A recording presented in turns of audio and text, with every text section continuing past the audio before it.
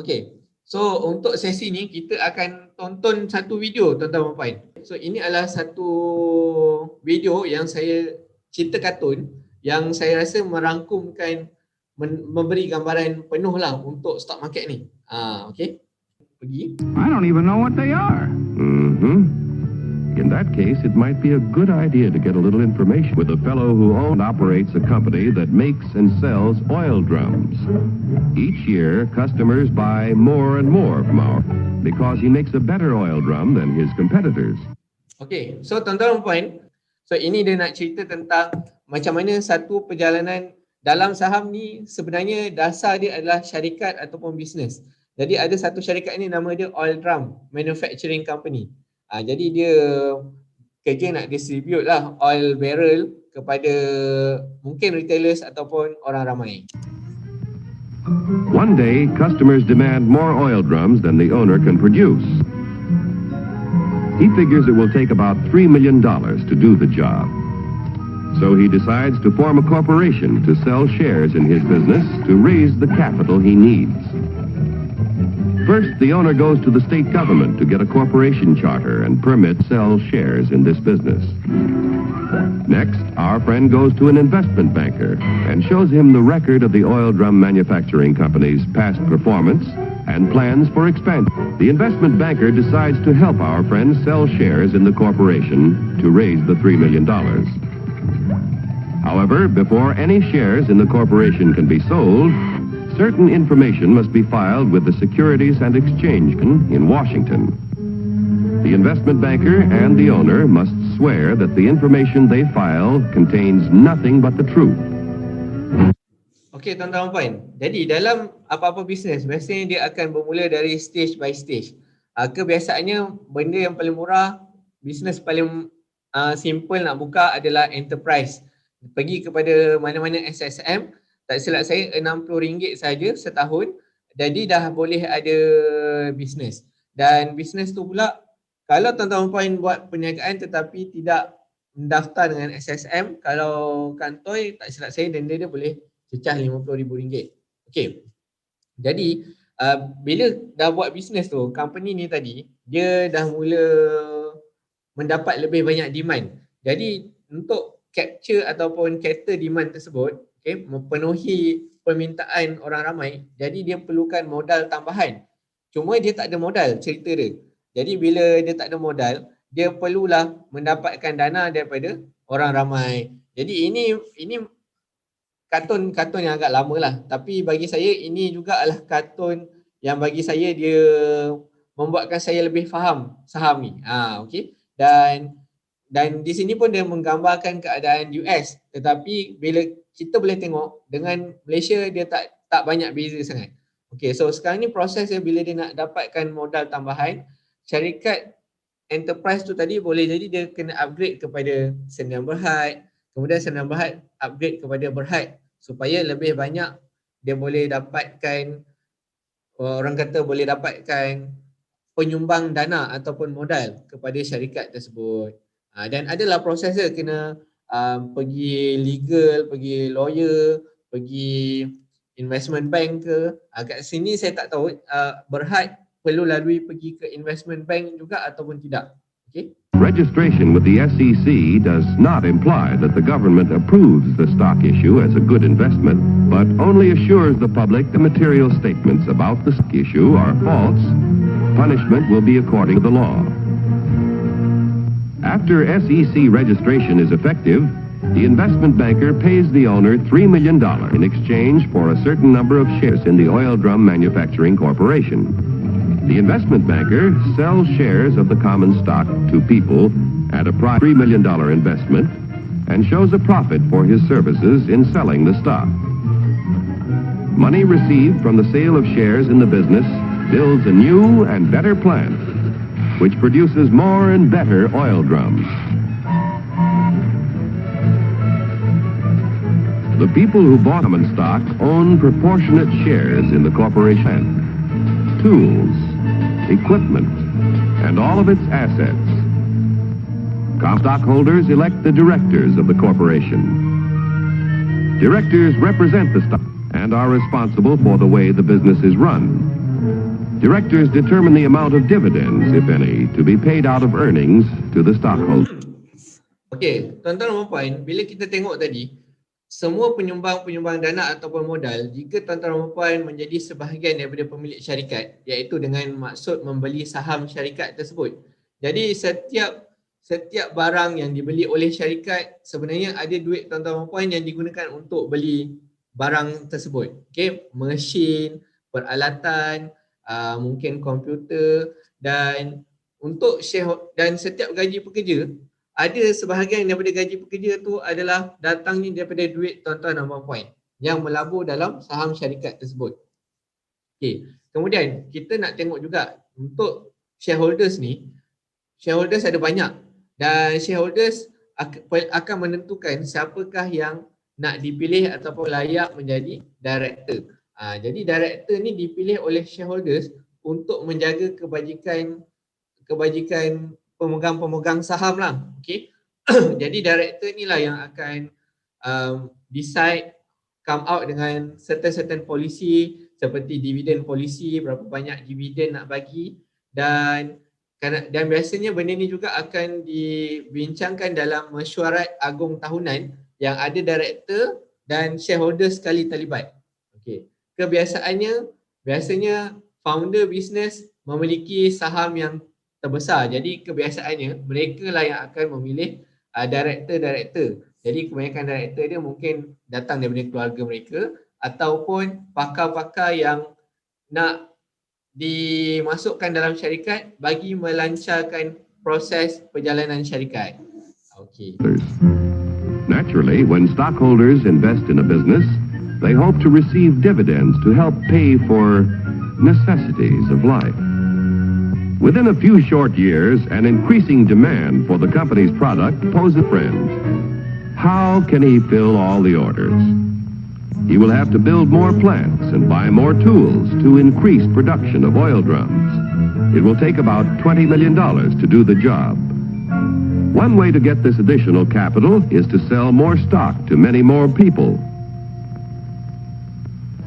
So the Oil Drum Manufacturing Corporation votes to send its president to the New York Stock Exchange to see if their common stock can qualify for listing.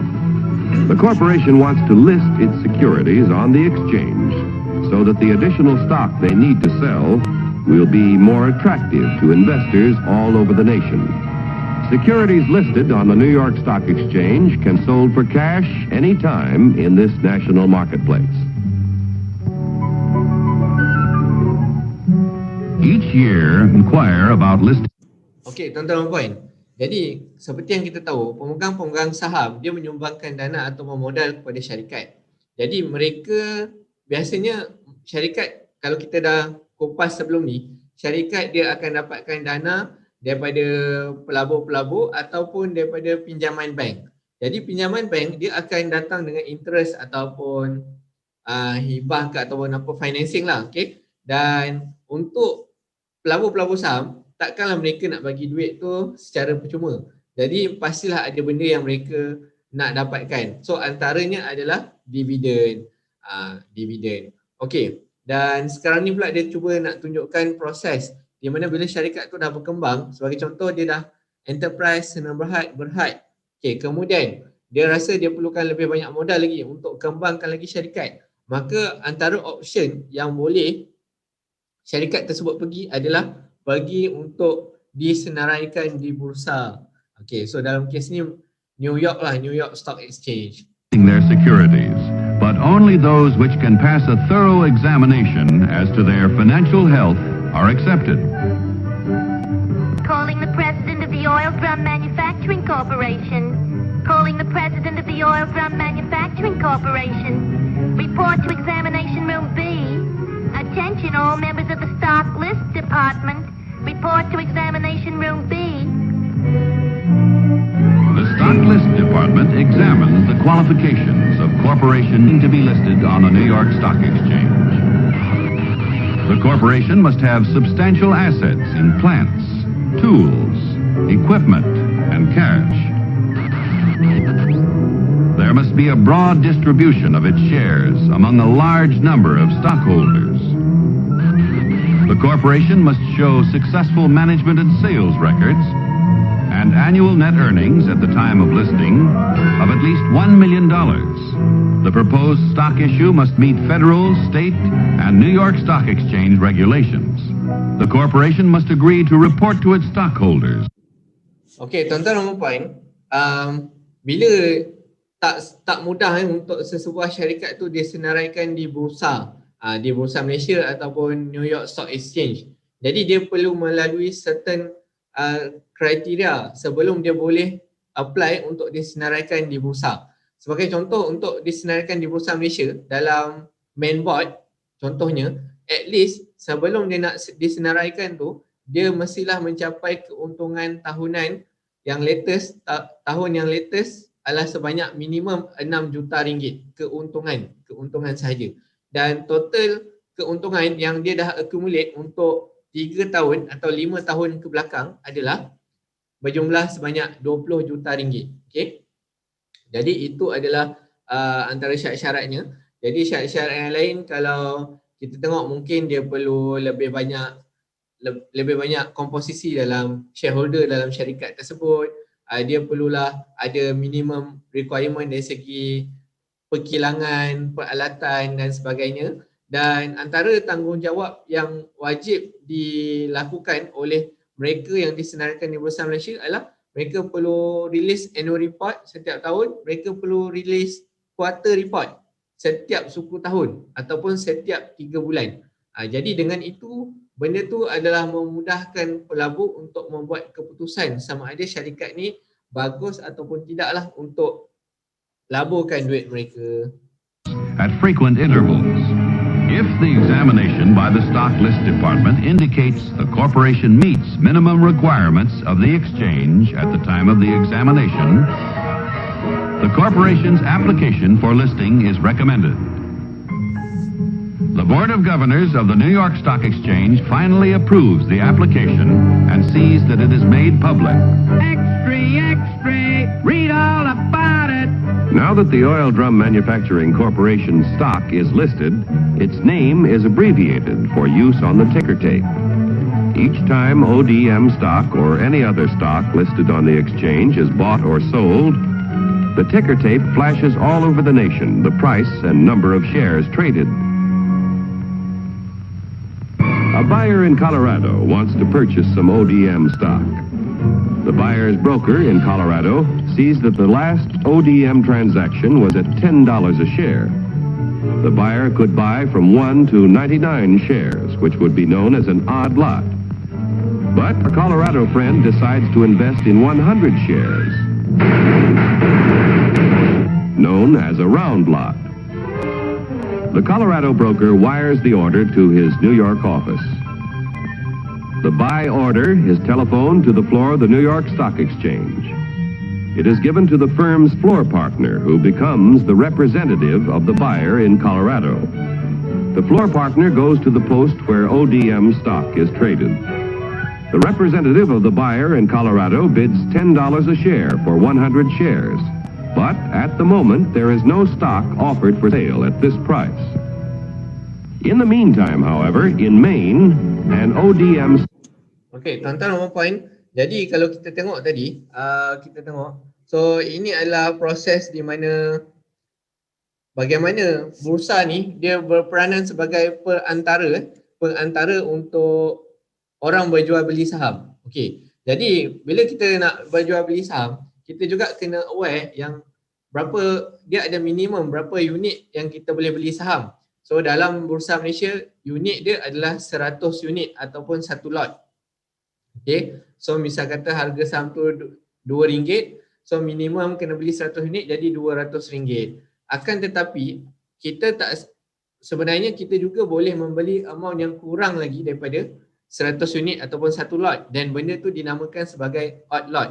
Cuma kalau odd lot ni dia punya harga dia akan tak sekata, kadang-kadang terlalu mahal, kadang-kadang terlalu murah. Okay, jadi untuk beginner ataupun mula-mula ataupun orang biasa yang join masuk dalam saham, trade ataupun invest, semuanya biasa normal route adalah kita akan beli minimum satu lot untuk saham-saham di Bursa Malaysia.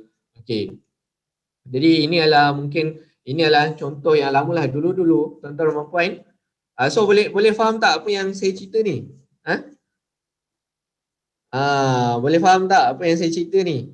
Okey. So jadi kita kata kat sini, ada yang tanya ODM tu apa? ODM. Okey, setiap saham di Bursa Malaysia dia akan ada orang panggil dia sebagai stock name ataupun ticker dia. Sebagai contoh saham Tenaga Nasional Berhad disenaraikan tak di Bursa Malaysia? Ada disenaraikan. Tapi adakah nama yang disenaraikan ataupun nama yang akan keluar dalam platform kita tu nama dia Tenaga Nasional Berhad? Tak. So dia singkatan saja, dia akan ambil singkatan dan nama yang di-apply adalah tenaga. Jadi bila kita sebut tenaga, kita tahulah itu TNB lah. Bila kita sebut TM, Telekom Malaysia. Jadi ODM ni adalah nama untuk salah satu syarikat di US lah, United States. Okey. Dan dulu Remiser memang berperanan untuk pengantara lah, dan tak semua orang boleh buka akaun dulu-dulu akaun saham. Kalau nak buka tu minimum biasanya dia letakkan RM100,000 sebab zaman dulu-dulu tak ada internet, tak ada online, tak boleh nak key in sendiri, jual beli sendiri. Apa-apa benda nak kena call Remiser untuk jual beli saham. Okay, jadi dan rate ketika tu pun lebih tinggi lah. Jadi dikatakan yang Remiser pada tahun dulu 1993, 1998 sebelum market crash, waktu market tengah super bull, ada yang kata setiap bulan beli rumah baru. Okay. Jadi ada juga yang cerita kat saya ni sini lah, kata di mana kadang-kadang seminggu sekali tu duduk kat Malaysia, so Jumaat malam naik flight pergi Singapura. Okay, so pergi Singapura, duduk sana sekejap ke apa ke, Sabtu, Ahad balik-balik ke Malaysia untuk jalankan kerja macam biasa. Jadi kita pun tahu dulu kalau nak beli tiket flight ke apa semua pun mahal, tapi itulah dia antara benda yang berlaku satu masa dahulu. Okey, so apa beza Remiser dengan broker? So kita akan ulas lebih lanjut. Tetapi zaman tu dia tak bertahan lama so memanglah ada orang income ratus ribu sebulan apa semua, tetapi ketika market crash, so kesilapan zaman tu sebenarnya adalah Remiser ni sebenarnya dia boleh bagi limit kepada klien. Limit tu maksud dia apa? Kadang-kadang dia masuk 100,000 boleh trade sampai 1 juta, ataupun dia tak ada duit pun Remiser boleh bagi dalam akaun tu untuk jual beli saham lah. Katakan 100,000 ke 200,000. Jadi ketika market crash, semua saham jatuh. Jadi orang yang membeli guna akaun limit padahal tak ada cash ataupun collateral pun dalam akaun dia, tak mampu nak bayar balik duit yang mereka pakai, duit yang mereka pinjam. Jadi siapa yang dipersalahkan ataupun disuruh untuk tanggung benda tu? Remiser sendirilah. Jadi sebenarnya banyak ketika market crash 1999, 1998 ujung-ujung tu, jadi banyak Remiser yang bankrupt. Okay. Colorado. The floor partner goes to the post where ODM stock is traded. The representative of the buyer in Colorado bids $10 a share for 100 shares. But at the moment, there is no stock offered for sale at this price. In the meantime, however, in Maine, an ODM stockholder who needs cash decides to sell his 100 shares if he gets $10 a share. The Maine broker wires the sell order to his firm's representative on the floor of the New York Stock Exchange. This firm's floor partner, representing the seller in Maine, offers to sell 100 shares of ODM stock at $10 a share. The price of $10 a share is mutually acceptable and the transaction is made. Like the cowboy in Colorado and the fisherman in Maine, investors all over the country use the facilities of brokers who are members of the New York Stock Exchange whenever they want to buy or sell stock of companies listed on this national market. Okey. Jadi ini juga adalah satu benda yang tuan-tuan puan kena take note untuk setiap transaksi, kalau lepas ni tuan-tuan puan dah ada account, dah boleh buka platform, tengok dekat app, harga saham tu dia akan berubah-ubah. Kadang-kadang setiap saat, setiap 5-10 saat, setiap 30 saat akan ada transaksi. Okay? Dan kita kena ingat setiap transaksi tu adalah satu persetujuan ataupun satu matching di antara buyer dengan seller. Transaksi tidak akan berlaku kalau tak ada buyer, tak ada seller. Okay? Buyer dengan seller kena ada dan mereka berjual beli pada harga yang telah ditetapkan lah. So buyer tu memang nak beli saham tu pada harga RM2, seller tu dia nak jual pada harga RM2. Okay. Jadi kat sini apa yang berlaku mungkin 90-an, 98 apa semua. So market tak ramai orang yang join market. Okay. Jadi bila harga saham tu jatuh, misal kata harga saham tu daripada RM10, RM10. So mereka nak jual, mereka tak boleh nak jual kadang-kadang bawah sikit daripada RM10. Okay, sebab mungkin tak ada buyer. Okay, jadi mereka kena jual RM9 ke, RM8, lepas tu RM8.50 ke. Jadi jarak dia terlalu besar. Dan retailer ataupun pelabur biasa dia tak ada cara untuk monitor lah harga tu. Yang hanya boleh monitor remiser yang berada dalam exchange tu lah. Okay. Floor tu trading floor. Okay. Dan apa yang berlaku sekarang sebenarnya adalah satu advantage. Ramai orang even tak ada deposit, tak ada duit pun boleh buka akaun CDS dengan hanya RM11 sekarang ni online melalui M+. Dan kalau dah berjual beli saham pun kita boleh tengok kaunter-kaunter yang aktif, kaunter-kaunter yang banyak volume. So dia punya pergerakan harga tu tak terlalu mendadak. Misal kata tuan-tuan dan puan nak dah beli saham kat RM2, tiba-tiba nak jual, mungkin tak dapat jual kat RM2 atau RM2 1 sen, tapi boleh consider untuk jual kat RM1.99, RM1.98, RM1.97. Jadi dia punya jarak tu orang kata liquid, cair. Okay? Yesterday's savings financed the miraculous growth of our railroads, automobiles, airplanes, farm machinery, communications, electric light and power, textiles, and countless other industries contributing to a more enjoyable life. If a part of our savings continue to flow into industry, American labor, management, and capital. Okay, jadi kat sini kita boleh lihat peranan pelaburan tu sendiri dalam membangunkan ekonomi ataupun negara. So banyak industri, okay, so yang akan berkembang dengan sebab pelaburan daripada para pelabur. So kalau sebelum ni kereta tu kereta lembu, kereta sorong, kemudian upgrade lah kepada kereta bermotor, kemudian kereta dah ada lah sekarang kereta petrol, diesel, sekarang nak ke arah kereta solar pula. Okay. Jadi Tesla sebagai contoh. Jadi sebelum ni benda tu mungkin adalah menggunakan isyarat smoke ke asap ke, kemudian sekarang membangunkan teknologi komunikasi dan sekarang ni kita nak bergerak ke arah 5G pula. Satu teknologi yang boleh dikatakan satu anjakan paradigma kepada teknologi komunikasi kita sekarang ni. Okay. Ada juga yang tanya pergerakan harga berdasarkan keuntungan syarikat. Kebanyakannya pergerakan harga adalah berdasarkan daripada keuntungan syarikat. Cuma wujud juga kaunter goreng di mana setengah saham tu mungkin dia dah orang kata dia punya bilangan unit saham sikit, dan kalau nak dapatkan 30% daripada total bilangan unit saham tu hanya mungkin perlukan tak sampai 20 juta, 25 juta. Jadi mungkin akan ada certain syndicate dia beli dan dia corner stok tu.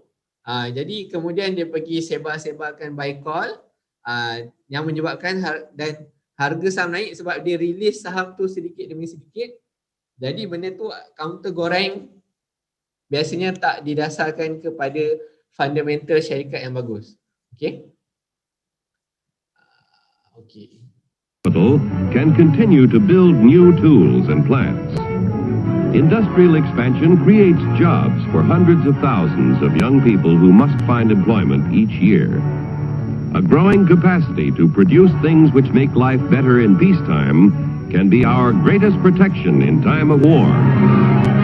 When danger threatens, we can convert industry to produce the things we need to defend ourselves.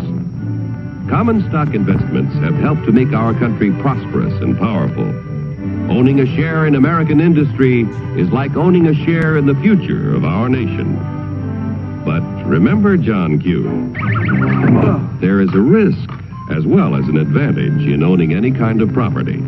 So get the facts before you put your money to work. Okey. Jadi tuan-tuan puan, duit yang dilaburkan akan membawa kepada perkembangan syarikat, perkembangan ekonomi. Dengan syarikat berkembang akan lebih banyak peluang pekerjaan diwujudkan, dan kena berhati-hatilah untuk ketika kita melabur tu supaya tak terperangkap dalam kaunter-kaunter goreng. Ada yang tanya macam mana kita nak detect kaunter-kaunter goreng. So itu biasanya saya ada kupas benda tu dalam volume price analysis. Okey, penerangan tentang syndicate, macam mana mungkin kita boleh detect lah kaunter-kaunter yang ada syndicate ni. Okey, macam mana nak tahu kaunter tu boleh naik dan turun? Kaunter tu kita boleh tahu naik dan turun dengan kita tengok di platform ataupun kita boleh tengok di chart. Okey. Apakah kaunter goreng tu adalah kaunter yang sebenarnya tak ada fundamental yang kukuh. So dia punya size syarikat tu kecil saja, bilangan unit saham tu kecil. Jadi certain orang yang berduit. So kita kena ingat tuan-tuan dan puan, dalam saham ni tak semua orang baik. Okay. Saham ni walaupun kita nampak dia macam straightforward, tetapi tidak. Saham ni ada orang baik, ada orang jahat. So orang jahat ni yang sedikit ni lah, dia kadang-kadang dia masuk ke dalam saham ni untuk cuci duit. Orang panggil money laundering. Dia pergi buat criminal activities ke, buat apa-apa jenayah di luar sana, cari jalan untuk bersihkan duit tu dengan masukkan ke dalam saham, pump duit. So alang-alang dah pump duit banyak, kenapa tak corner je satu-satu saham untuk boleh kontrol harga saham tu naik ataupun tidak. Itu adalah benda yang saya harap tuan-tuan puan yang baru mula kena aware benda tu supaya tak ditipulah dalam saham. Okey, betul. Pump and dump. Okey.